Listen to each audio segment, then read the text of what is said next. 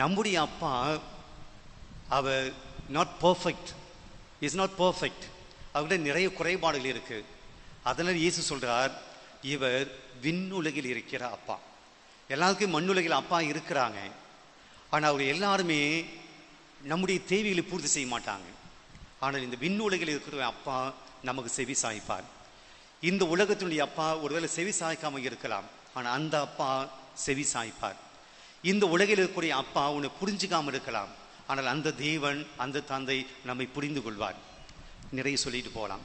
ஆக முதல் விஷயம், இந்த ஜெபத்தை சொல்லுகிற போது, நான் அனாதை அல்ல, நான் கைவிடப்பட்டவன் அல்ல, எனக்கு ஒரு தகப்பன் இருக்கிறார்.